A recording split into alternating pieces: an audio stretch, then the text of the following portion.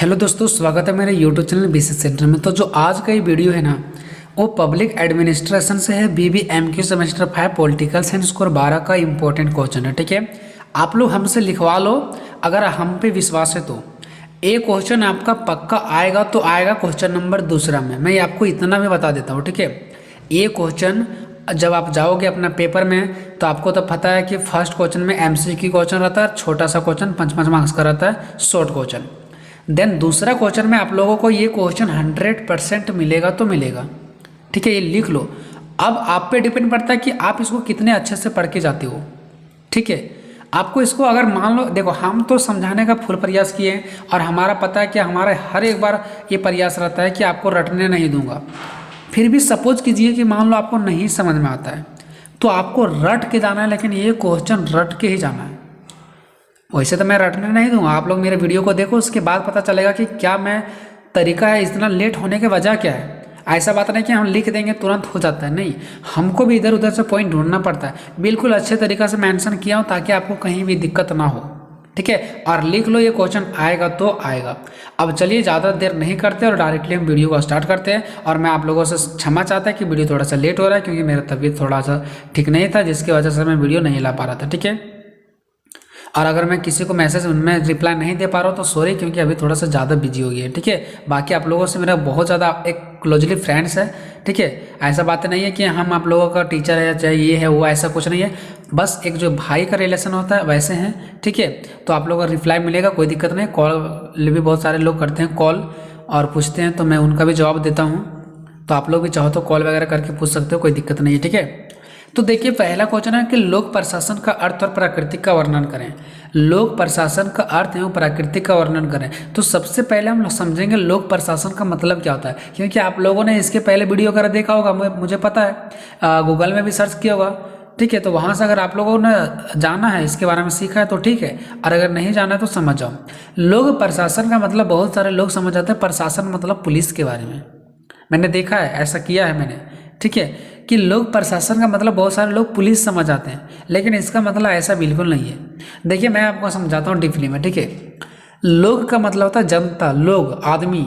ठीक है, जितने भारत में सारे लोग हैं वो भारत के लोग हो गए हैं, भारत के जनता हो गए हैं। ऐसा पाकिस्तान में भी लोग हैं तो पाकिस्तान का लोग है, लेकिन हम तो भारत का बात करने वाले हैं। तो लोग मतलब होता है जनता, जितने भी सारे हमारे भारत में आदमी हैं उसको हम लोग बोलते हैं लोग, आदमी, जनता। ठीक है, उसके बाद बात करते हैं प्रशासन। तो प्रशासन के अंदर वो लोग आते हैं जो सेवा करते हैं।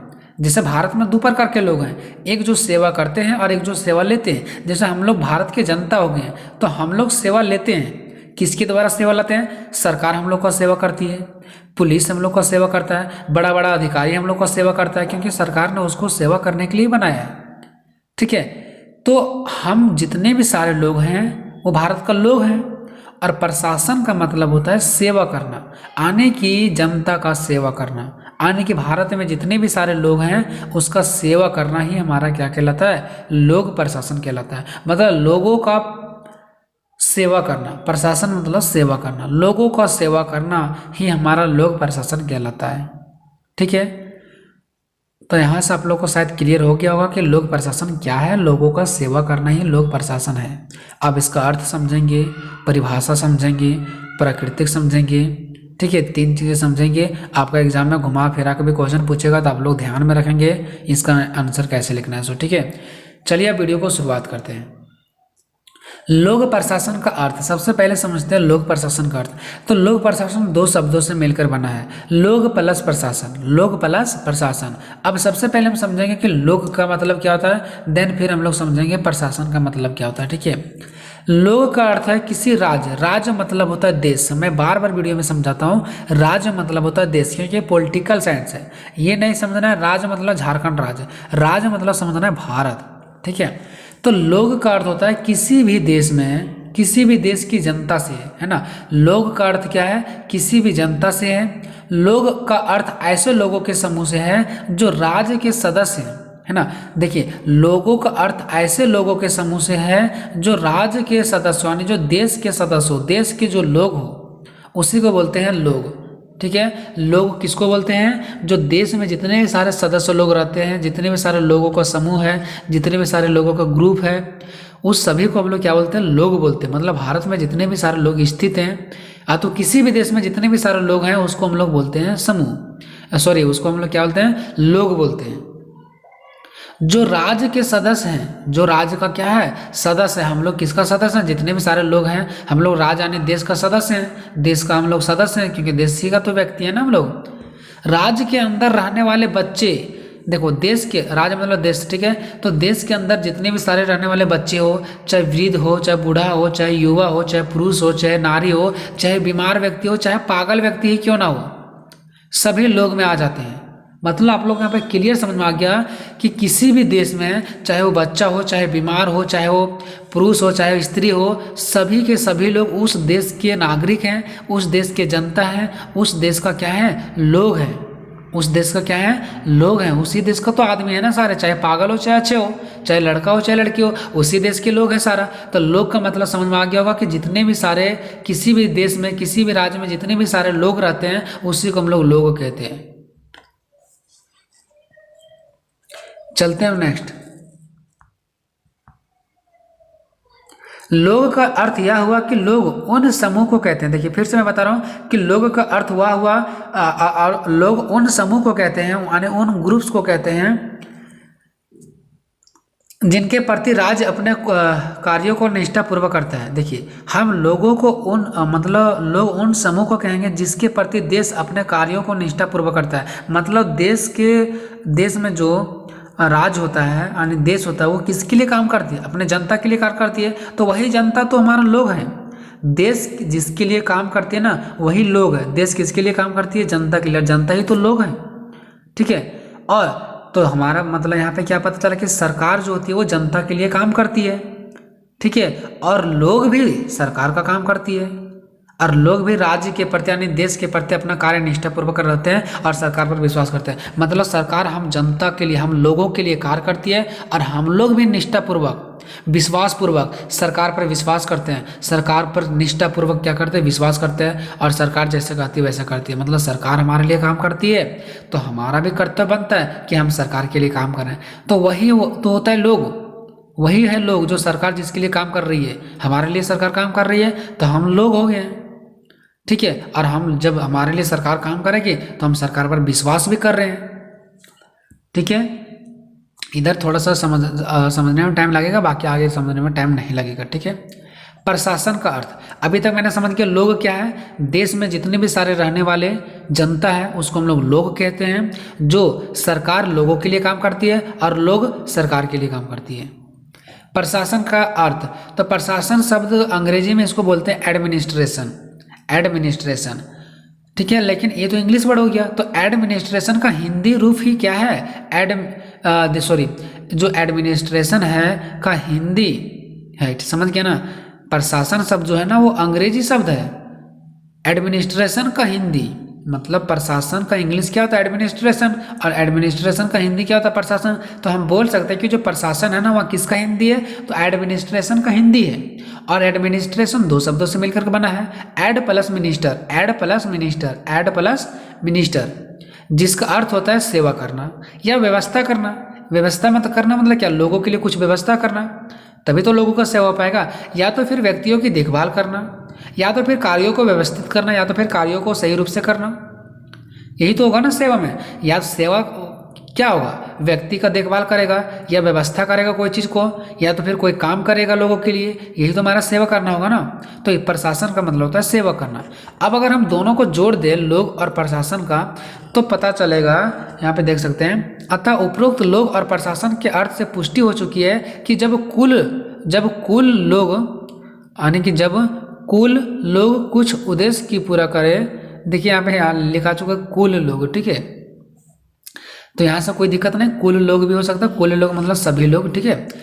तो पुष्टि हो चुकी है कि जब सभी लोग कुछ उद्देश्यों की पूरा करने के लिए साथ मिलकर काम करते हैं। मतलब क्या कि यहाँ से मुझे ये पुष्टि हो चुका है कि जब सभी लोग कुछ उद्देश्य के लिए, कुछ तो उद्देश्य होगा ना, कोई भी आदमी काम करेगा तो कुछ तो उद्देश्य होता है उसका, कि हमको ये काम करना तो हमको ये फायदा मिलेगा। तो जब भी कुछ काम किया जाता है तो जो सभी लोग मिल करके काम करते हैं तब उसे हम प्रशासन कहते हैं। यहाँ तक आपको ये पता चल गया कि सारे लोग मिल करके काम करते हैं उसको प्रशासन कहते हैं। प्रशासन कैसे करते हैं, जैसे पुलिस के लोग हो गए तो सारे लोग पुलिस के लोग मिल करके काम करेंगे ना, तो प्रशासन हो गया। सरकार हो गया तो सरकार अकेले काम करेगी कि नहीं, सरकार सबके साथ मिल करके काम करेगी तो प्रशासन हो गया। तो उसी टाइप से तो सेवा होता है ना, तो जो सारे लोग मिल करके काम करते हैं वो हमारा प्रशासन हो गया। सारे लोग मिलेंगे फिर सेवा करेंगे तो प्रशासन हो गया। यदि वही कार्य व्यक्तिगत हित के लिए नहीं बल्कि सार्वजनिक हित के लिए अर्थात राज्य में रहने वाले सभी लोगों के हित के लिए किए जाते हैं तो उसे हम लोक प्रशासन कहा जाता है। मतलब समझ में आया आप लोगों को कि देखिए मान लो कि पुलिस का ग्रुप है तो पुलिस के ग्रुप सभी ग्रुप क्या करेंगे, कार्य करेंगे, सभी लोग मिल करके काम करेंगे और वैसा काम करेंगे जो किसी एक व्यक्तिगत मतलब किसी एक आदमी के लिए नहीं होगा बल्कि वो सार्वजनिक होगा, सभी व्यक्ति के लिए होगा।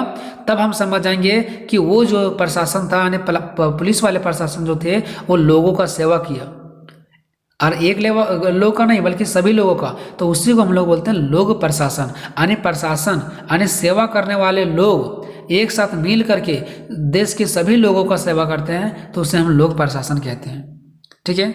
किसी राज्य की सरकार मतलब किसी देश की सरकार की सारी कार्य सार्वजनिक हित के लिए होती है।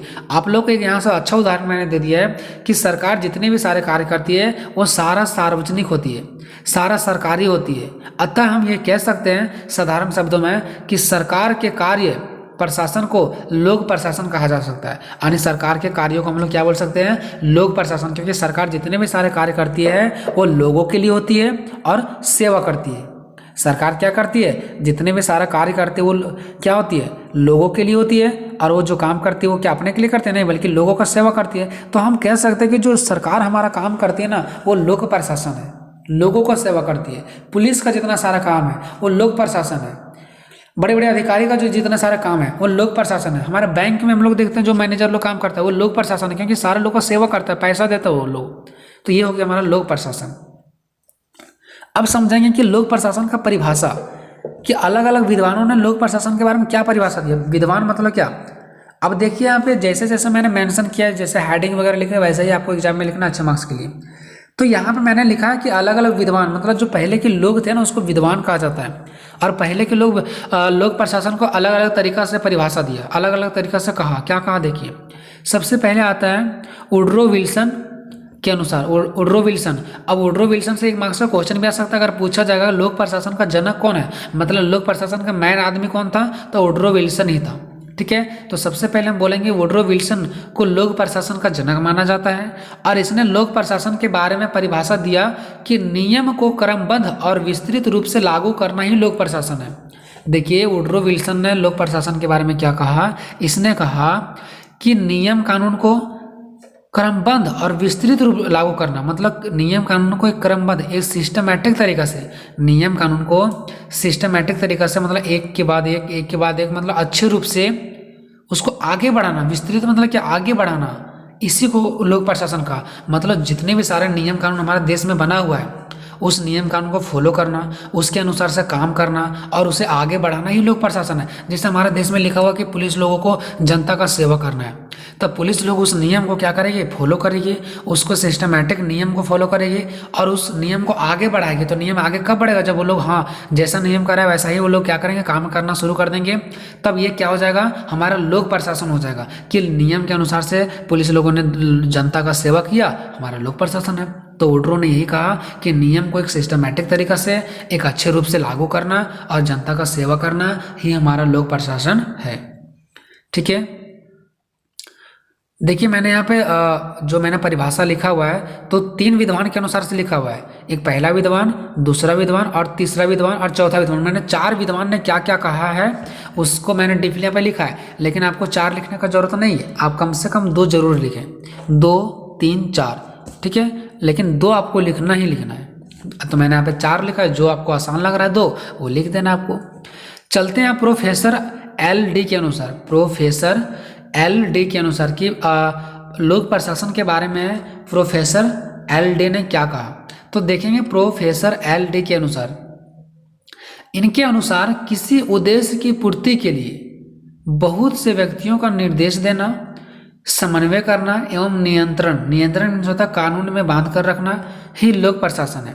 मतलब देखिए इसने ये कहा कि कुछ भी उद्देश्य को अगर पूरा करना है, ठीक है, कुछ भी उद्देश्य हो, चाहे कोई काम का उद्देश्य हो, चाहे कुछ भी उद्देश्य को अगर पूरा करना हो तो वहाँ पे व्यक्तियों को निर्देश देना बहुत ज़रूरी है। ठीक है, कि कैसे काम ये करना है नहीं करना है। सो मान लो पुलिस लोग ही है, ठीक है, तो पुलिस लोगों को कोई काम करना है, ठीक है, तो अब मान लो किसी देश में काम करना है या तो किसी गांव में जाकर के काम करना है, किसी शहर में जाकर के काम करना है, तो वहाँ पे पुलिस क्या करेगी, एक निर्देश देगी कि आप लोगों को ऐसा करना है। जैसे मान लो दो व्यक्ति लड़ रहे हैं तो सरकार पुलिस जाएगी वहाँ पे और उन लोगों को निर्देश देगी, व्यक्तियों को निर्देश देगा क्या आप लोग ऐसा मत करो। और जो दो लड़ाई लड़ रहे हैं दोनों लोग, उसके बीच में समन्वय करेगा, मतलब दोनों के बीच में दोस्ती करेगा। समन्वय मतलब होता है दोस्ती करना।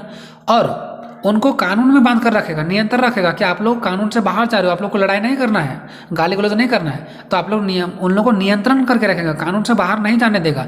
तो इसी चीज़ों को तो लोक प्रशासन कहते हैं। ऐसा कहा प्रोफेसर ने कि व्यक्तियों को निर्देश देना कि ऐसे काम मत करो, समन्वय करना, दोनों के बीच दोस्ती करना तथा उन लोगों को कानून से बाहर नहीं जाने देना ही हमारा लोक प्रशासन है। यहाँ पे तो सेवा का काम हो गया ना, पुलिस लोग सेवा कर रही हो दोनों बीच, लड़ाई करने वाले लोगों के बीच, तो ये भी हमारा सेवा ही हो गया। तो प्रोफेसर ने ये कहा।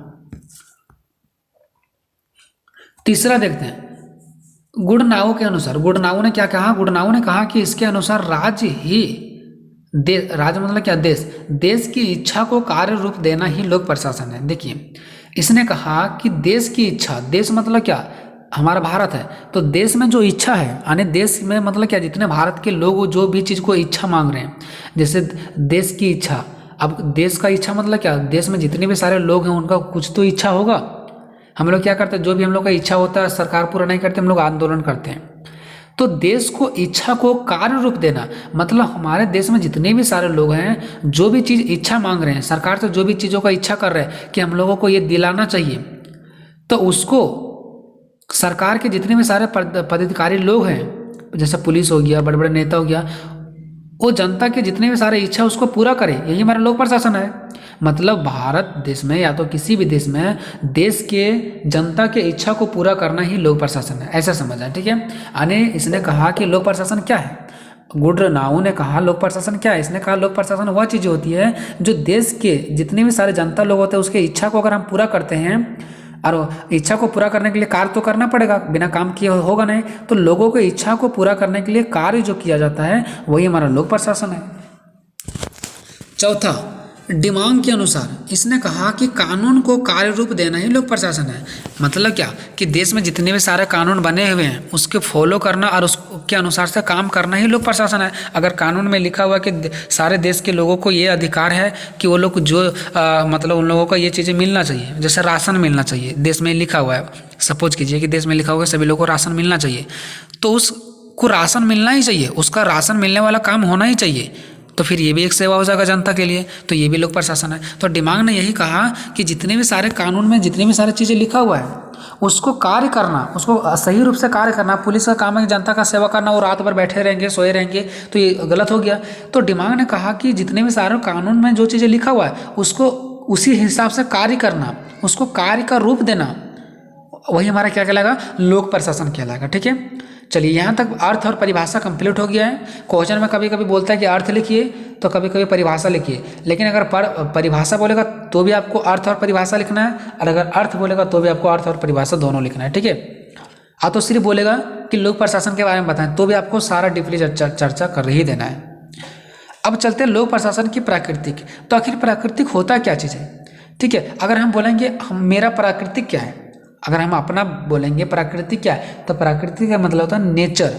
तो हमारा नेचर ये है कि हम किसी से झगड़ते नहीं हैं, और जो बिना फालतू का बोलता है उसको हम छोड़ते नहीं हैं।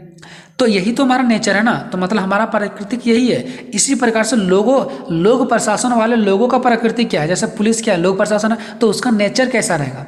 सरकार हमारा क्या लोक प्रशासन है, तो उसका नेचर कैसा रहेगा, वो चीज़ हमको देखना होता है कि सरकार का नेचर कैसा है, लोक प्रशासन। ठीक है, अगर हम बोलेंगे सरकार का प्राकृतिक, तो इसमें ये देखेंगे कि सरकार का नेचर कैसा है। अगर हम पुलिस का प्राकृतिक देखेंगे तो पुलिस का नेचर कैसा है, वो लोग कैसा नेचर है, उन लोगों के अंदर कैसा नेचर है, वो चीज़ें देखना होता है। तो लोक प्रशासन की प्राकृतिक को हम लोग देखेंगे। ठीक है, लोक प्रशासन की प्राकृतिक के अंतर्गत उनका स्वभाव देखा जाता है, उनका स्वरूप देखा जाता है, उनका विशेषता देखा जाता है कि उनका स्वभाव कैसा है, उनका स्वरूप कैसा है, उसका विशेषता कैसा है, ये सब चीज़ें देखा जाता है किसके, लोक प्रशासन के प्राकृतिक के अंदर। और लोक प्रशासन के प्रकृति के अंदर है नहीं, बल्कि हर चीज़ों के प्रकृति के अंदर ये देखा जाता है कि उसका स्वरूप स्वभाव विशेषता ने। प्रकृति का मतलब क्या होता है, उनका स्वरूप कैसा है, स्वभाव कैसा है, विशेषता कैसा है। अब चलते हैं फाइनली लोक प्रशासन की प्रकृति की ओर। तो लोक प्रशासन अगर बात करें लोक प्रशासन की प्रकृति का, तो दो भागों में बांटा गया है, एक क्षेत्रगत और एक स्वरूपगत। क्षेत्रगत और स्वरूपगत, ठीक है। अगर ये आपको डायग्राम नहीं समझ में आता तो कोई दिक्कत नहीं है, आपको डायरेक्टली यहाँ से लिखना है, ठीक है। तो दो भागों में बांटा गया है, एक लेफ्ट देख सकते हैं, एक यहाँ पे क्या है क्षेत्रगत है और एक यहाँ पे क्या है स्वरूपगत है। अब यहाँ पे देख सकते हैं क्षेत्रगत को दो भागों में बांटा गया है, ठीक है। एक है एकीकृत दृष्टिकोण और दूसरा है प्रबंधकीय दृष्टिकोण। इसी प्रकार से अगर मैं बात करूँ तो स्वरूपगत में दो भागों में बांटा गया, एक कला दृष्टिकोण और एक विज्ञान दृष्टिकोण। यहाँ से आप लोगों को पता चलिए कि लोक प्रशासन की प्रकृति को दो भागों में बांटा गया है, क्षेत्रगत और स्वरूपगत। फिर क्षेत्रगत को दो भागों में बांटा गया है, एकीकृत दृष्टिकोण, प्रबंधकीय दृष्टिकोण। फिर स्वरूप को दो भागों में बांटा गया है, स्वरूपगत को कला दृष्टिकोण और विज्ञान दृष्टिकोण। अब हम एक करके बात करते हैं। सबसे पहले क्षेत्रगत के अंदर एकीकृत दृष्टिकोण और प्रबंधकीय दृष्टिकोण का बात करेंगे, फिर स्वरूप के अंतर्गत कला और विज्ञान की बात करेंगे, ठीक है। तो सबसे पहले हम किसका बात करते हैं, क्षेत्रगत नंबर 1 में, ठीक है। तो क्षेत्रगत का पहला क्या था, एकीकृत दृष्टिकोण। यहाँ पे एकीकृत लिखा गया, एकीकृत है, ठीक है।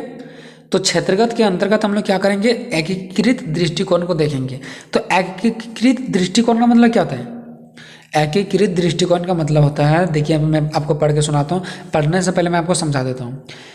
देखिए हमको पता है कि हमारे पुलिस हमारे लिए सेवा करती है, ठीक है।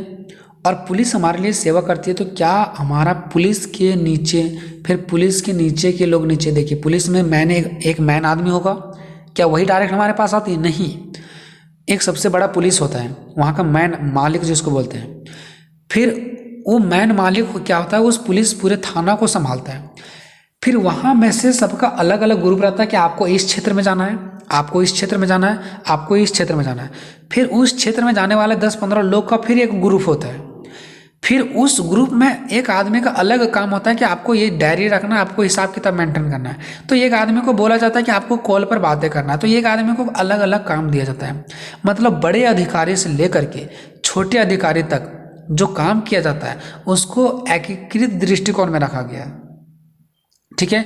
तो यहाँ पे मैंने पहाड़ के जैसा डायग्राम बनाया और ऊपर में लिखा है, ऊपर में मैंने लिखा है प्रबंधक। प्रबंधक मतलब हो गया है कि यहाँ पे सबसे बड़ा अधिकारी है और सबसे नीचे में निम्न स्तर के कार्मिक है, मतलब निम्न स्तर के कार्मिक मतलब निम्न स्तर में काम करने वाले लोग। एक सबसे बड़ा ऊपर अधिकारी है जो सबसे बड़ा काम कर रहा है, यानी कि उसका मैन मालिक, और मैन मालिक से नीचे होते होते होते तो सबसे नीचे मैंने आ गया, सबसे नीचे मैंने आ गया, ऊपर से लेकर के मैंने सबसे नीचे आ गया, ठीक है। तो कहने का मतलब है कि जब हम ऊपर वाले लोगों से लेकर के नीचे वाले लोगों तक, ठीक है, वो आने की ऊपर में जितने लोग काम कर रहे हैं उससे लेकर के छोटे स्तर तक काम करने वाले लोगों को हम क्या बोलते हैं, लोक प्रशासन बोलते हैं। यहाँ पे देख सकते हैं मैंने यहाँ पे डायग्राम बना दिया, ठीक है। तो वही होता है एकीकृत दृष्टिकोण। मतलब एकीकृत दृष्टिकोण के अंदर क्या होता है ना कि लोक प्रशासन में उन लोगों को महत्व दिया जाता है जो ऊपर से लेकर के नीचे तक काम कर रहे हैं, यानी कि एक पुलिस के बड़े अधिकारी से लेकर के छोटे अधिकारी तक काम कर रहे हैं ना, तो बड़े अधिकारी को भी लोक प्रशासन कहा जाएगा, उसके बीच वाले को भी लोक प्रशासन कहा जाएगा, उससे नीचे वालों को भी लोक प्रशासन कहा जाएगा, सबसे नीचे वालों को भी लोक प्रशासन कहा जाएगा। और माना जाएगा कि ऊपर से लेकर के छोटे अधिकारी तक सारे लोगों का सेवा कर रहा है, इसलिए ऊपर से लेकर के नीचे यानी प्रबंधक यानी सबसे बड़ा अधिकारी से लेकर के सबसे छोटा अधिकारी तक के सभी को लोक प्रशासन कहा जाएगा, यानी वो सभी लोग सेवा कर रहे हैं, ठीक है। तो एकीकृत दृष्टिकोण के अनुसार लोक प्रशासन में सभी स्तर के कार्यों को शामिल किया जाता है, सभी स्तर के कार्यों को शामिल किया जाता है। मतलब चाहे वो बड़े अधिकारी का काम हो, चाहे छोटे अधिकारी का काम हो, चाहे मिडिल अधिकारी का काम हो, सभी अधिकारी का कामों को शामिल किया जाता है। साथ ही इसमें कार्य करने वाले कार्मिक को भी शामिल किया जाता है, साथ ही इसमें जो काम करने वाले लोग होते हैं ना उसको भी शामिल किया जाता है। जैसे आप समझिए कि कोई बड़े अधिकारी का काम किया है और कोई छोटे अधिकारी काम किया है, तो बड़े अधिकारी और छोटे अधिकारी दोनों को लोक प्रशासन कहा जाएगा और उनके कार्य को भी लोक प्रशासन कहा जाएगा। ये नहीं कि बड़े अधिकारी काम किया तो सिर्फ उसी के कामों को बोलेंगे लोक प्रशासन की जनता का सेवा किया, और छोटे अधिकारी काम कर रहे तो उसको हम नहीं बोलेंगे कि लोगों का सेवा नहीं किया, ऐसा नहीं है। बड़े और छोटे दोनों अधिकारी को बोलेंगे कि दोनों हमारे लोक प्रशासन है, दोनों हमारे लोगों को सेवा किया, और उन लोगों को भी बोलेंगे और उसने जो काम किया उसको भी लोक प्रशासन बोलेंगे। तो एकीकृत दृष्टिकोण में देखा जाता है कि बड़े अधिकारी से लेकर के छोटे अधिकारी के जितने भी सारे काम करते हैं सभी को लोक प्रशासन कहा जाता है। अगर इसका उल्टा देखें प्रबंधकीय दृष्टिकोण, तो प्रबंधकीय दृष्टिकोण में क्या देखा जाता है, सिर्फ जो बड़े अधिकारी काम करते हैं ना उसी को लोक प्रशासन कहा जाता है, और जो छोटे अधिकारी काम करते हैं उसको लोक प्रशासन नहीं कहा जाता है। मतलब प्रबंधकीय दृष्टिकोण के अंतर्गत ये माना जाता है कि जो छोटे अधिकारी लोग काम करते हैं वो जनता का सेवा नहीं होता है, सिर्फ बड़े बड़े जो अधिकारी लोग काम करते हैं वही जनता का सेवा है। लेकिन ये बिल्कुल गलत है। बड़े अधिकारी काम करते हैं वो भी जनता का सेवा है, छोटे लोग काम करते हैं वो भी जनता का सेवा है। इसलिए बड़े और छोटे दोनों को कहना चाहिए कि ये लोक प्रशासन है। लेकिन प्रबंधकीय दृष्टिकोण में सिर्फ बड़े ही अधिकारी को ही बोला जाता है कि लोक प्रशासन है, छोटे अधिकारी का वहाँ पर कोई वैल्यू ही नहीं है। माना जाता है कि छोटे लोग कुछ काम ही नहीं करता है। ठीक है, तो प्रबंधकीय दृष्टिकोण के अनुसार से लोक प्रशासन में केवल उच्च स्तर के कार्यों को शामिल किया जाता है कि जो बड़े लेवल पर काम हुआ है ना उसी को कहा जाता है कि लोक प्रशासन है, कि यही लोगों का सेवा हुआ है बड़े स्तर पर। और जो छोटे स्तर पर काम होता है उसका वैल्यू नहीं होता है। छोटे स्तर को माना जाता है कि ये थोड़ी ना इससे जनता का सेवा होता है। तो बड़े उच्च स्तर पर जो काम होता है ना उसी को शामिल किया गया है, और उच्च स्तर के कर्मियों को ही शामिल किया गया है। मतलब उच्च स्तर पर जो काम होगा उसी को शामिल किया गया है लोक प्रशासन में, और बड़े अधिकारी को ही शामिल किया गया है। ना तो छोटे अधिकारी को शामिल किया गया है और ना ही छोटे अधिकारी के कामों को शामिल किया गया प्रबंधकीय दृष्टिकोण में। मतलब प्रबंधकीय दृष्टिकोण में सिर्फ और सिर्फ बड़े अधिकारी का ही दर्जा दिया गया है, और माना जाता है कि लोक प्रशासन जो है वो बड़े अधिकारी है, वही लोगों का सेवा करता है, छोटे अधिकारी कुछ नहीं करता है। इसीलिए मैंने यहाँ पे डायग्राम लिखा है ऊपर देख, प्रबंधकीय मतलब क्या होता है, बड़े अधिकारी। तो प्रबंधकीय ही लोक प्रशासन माना जाता है। देखिए यहाँ पे मैंने यहीं से लेकर के यहीं तक डायग्राम बना दिया है। ठीक है, इससे गोल कर दिया है, यानी प्रबंधकीय को मैंने दिखाया है। ठीक है, प्रबंधक को मैंने दिखाया कि यही लोक प्रशासन मानते हैं। यानी प्रबंधकीय दृष्टिकोण में बड़े अधिकारी को ही लोक प्रशासन माना जाता है, और निम्न स्तर यानी छोटे वाले को लोक प्रशासन नहीं माना जाता, ना ही इसके कार्यों को वैल्यू दिया जाता है। अब आते हैं दूसरा स्वरूप, क्योंकि आप लोगों को पता था यहाँ पे देखिए ये स्वरूप के अंदर भी कला और विज्ञान आता है। ठीक है, तो यहाँ पे देखिए स्वरूप, तो स्वरूप में पहला नंबर पे क्या था, कला। तो हम अब देखेंगे कला के रूप में लोक प्रशासन कि आखिर लोक प्रशासन को कला क्यों कहा गया है, और दूसरा में देखेंगे कि लोक प्रशासन को विज्ञान क्यों कहा गया है। तो देखिए सबसे पहली बात होता है कि मैं आपको समझा देता हूँ कि कला मतलब होता है जो भी हमारे पास कला है। जैसे हम वीडियो बना रहे हैं तो हमारे पास क्या वीडियो बनाने का कला है, क्योंकि वीडियो का एडिटिंग करना, थंबनेल लगाना, ये सब चीज़ों हमारे पास कला है। तो क्या हमारे पास कला है, इसी प्रकार से लोक प्रशासन वाले के भी पास कला है, क्योंकि हम वीडियो बना रहे थे, हमको इसके बारे में हमने समझा बुझा, तभी तो मैं वीडियो बना पा रहा हूँ। वैसे ही लोक प्रशासन के लोग जो काम करते हैं, जो जनता का सेवा करने का काम करते हैं, उनके पास भी कुछ ना कुछ कला होते हैं। ऐसे थोड़ी ना होता है कि वो लोग घर से उठ करके आ गया और जनता का सेवा करना शुरू कर दिया। उनके पास कुछ कला होती है। जैसे पुलिस लोग ही जनता का सेवा कर रहा है तो उसके पास कुछ ना कुछ कला होगा, तभी तो सरकार उसको चुना है जनता का सेवा करने के लिए। यानी उसके पास भी कुछ ना कुछ कला है। तो इसीलिए बोला गया कि लोक प्रशासन में जितने भी सारे लोग जनता का सेवा करते हैं, यानी लोक प्रशासन के अंतर्गत जितने भी सारे लोग आते हैं जो जनता का सेवा करने का काम करते हैं, वो सारे उन लोगों के पास कला होता है। जैसे म्यूजिक वाले के पास कला होता है, डांसर के पास कला होता है, पढ़ने वाले लोगों के पास कला होता है। वैसे ही लोक प्रशासन में जो जनता का काम करने का काम करते हैं, लोक प्रशासन के लोग जो होते हैं, जो देश में सभी लोगों का सेवा करते हैं, उनके पास भी कुछ ना कुछ कला होता है, तभी वो लोग जनता का सेवा कर पाते हैं, नहीं तो वो लोग जनता का सेवा नहीं कर पाते। ठीक है, तो कला के रूप में लोक प्रशासन। तो लोक प्रशासन को कला निम्नलिखित कारणों से माना जाता है। यानी लोक प्रशासन के लोगों को माना जाता है कि कला है इन लोगों के पास क्या है, कला है, इनका निम्नलिखित कारण है। देखिए हर कला एक विशेष अध्ययन होता है ना, हर कला का एक विशेष अध्ययन होता है। जैसे मेरे पास जो कला है, आपके पास भी तो कुछ कला होगा, तो उसका एक विशेष अध्ययन है। हो सकता है कि हम वीडियो बनाने में मेरे पास ज़्यादा, हम वीडियो के बारे में बहुत ज़्यादा अध्ययन किया है, इसके बारे में समझा बूझा है, तो हम वीडियो में कला है। हो सकता है कि आपके अंग्रेजी पढ़ने का बहुत ज़्यादा कला हो, हमसे ज़्यादा आप अंग्रेजी जानते हो, तो आपके पास अंग्रेजी का कला हो। तो हर एक कला का एक विशेष अध्ययन होता है। ठीक है, ठीक उसी प्रकार एक अच्छा प्रशासन होने के लिए भी अच्छा अध्ययन का जरूरत होता है। जिस प्रकार से लोगों को एक अलग अलग कैटेगरी में जाने के लिए कला का जरूरत पड़ता है, उसी प्रकार से लोक प्रशासन में भी जितने सारे लोग जॉब लेते हैं ना, उनको भी कला का जरूरत होता है। दूसरा, जिस प्रकार से किसी भी कला में सफलता प्राप्त करने के लिए विशेष रुचि और गुण की जरूरत होती है, जैसे किसी भी अगर कला तुम्हें प्राप्त करना ना तो उसमें रुचि और गुण होना बहुत जरूरी है। उसी प्रकार से लोक प्रशासन बनने के लिए भी उनका गुण और रुचि होना जरूरी है। हम चाहेंगे लोक प्रशासन बन जाने के लिए बन जाएंगे, क्या क्या सरकार हमको रख लेगी जनता के सेवा के लिए? नहीं, हमको जिस सेवा में जाना चाहते हैं उसमें हमको कला होना चाहिए, तभी हमको वहाँ पर रखा जाएगा, नहीं तो नहीं रखा जाएगा। तीसरा बात करते हैं विज्ञान के रूप में लोक प्रशासन। तो देखिए, जितना वैज्ञानिक लोग काम करते हैं ना कि देखो आगे आने वाले समय में क्या होगा, कैसे काम किया जाए ताकि हमारे देश का उन्नति हो, वैसा ही लोक प्रशासन के लोग भी समझते हैं कि कैसे हमारा काम किया जाना चाहिए ताकि लोगों के पास फायदा हो, आने वाले समय में कैसा काम होना चाहिए ताकि लोगों को फायदा पहुँचे। तो कहीं वैज्ञानिक से कम नहीं होते हैं लोक प्रशासन वाले लोग। जितना वैज्ञानिक के लोग काम करते हैं ना उतना लोक प्रशासन के लोग भी काम करते हैं, ठीक है। जितना दिमाग वैज्ञानिक लोग लगाते हैं ना उतना दिमाग लोक प्रशासन के लोग भी लगाते हैं, इसलिए लोक प्रशासन के लोगों को वैज्ञानिक भी कहा जाता है, ठीक है। तो लोक प्रशासन को विज्ञान निम्नलिखित कारणों से माना जाता है। पहला कारण, लोगों का मानना है कि जितना वैज्ञानिक कोई भी कार्य में अपना दिमाग लगाता है उतना प्रशासन के लोग भी दिमाग लगाता है और उन लोगों को दिमाग लगाना पड़ता है, ठीक है। दूसरा, इनके मानना है कि वैज्ञानिक भविष्यवाणी करते हैं, उसी प्रकार लोक प्रशासन में भी जितने सारे लोग शामिल होते हैं ना उनका भी कार्य भविष्यवाणी किया जाता है, उनका भी कार्य जो है उनका भी कार्य का भविष्यवाणी किया जाता है ना। यानी जितना भविष्यवाणी वैज्ञानिक लोग करते हैं उतना ही भविष्यवाणी कौन लोग करते हैं, यानी जो प्रशासन में जो लोग शामिल है वो लोग भी भविष्यवाणी करते हैं कि कल हमें क्या करना है। तो कहीं ना कहीं लोक प्रशासन वैज्ञानिक से कम नहीं है, किसी कला से कम नहीं है।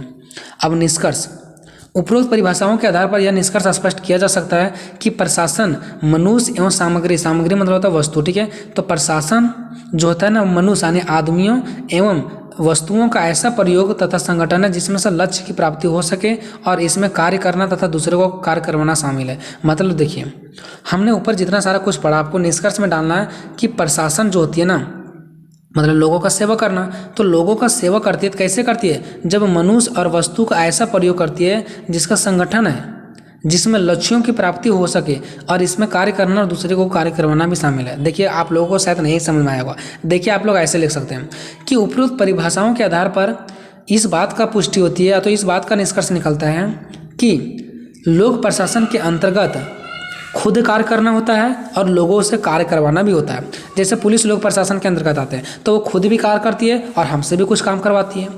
समझ रहे हो ना? ऐसा थोड़ी नहीं कि सारा काम पुलिस ही कर देगी।